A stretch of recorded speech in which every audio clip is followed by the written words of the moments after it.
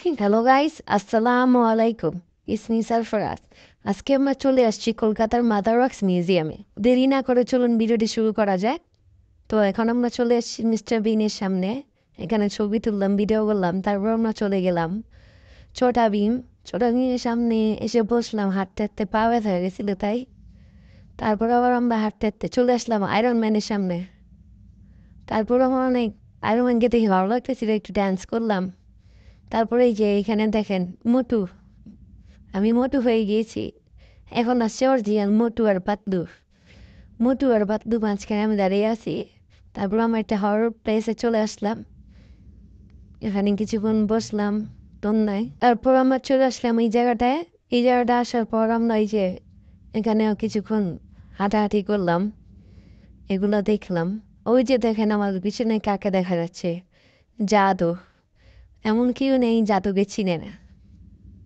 এই জাদুর সাথে কিছুক্ষণ দাঁড়ালাম, ছবি তুললাম।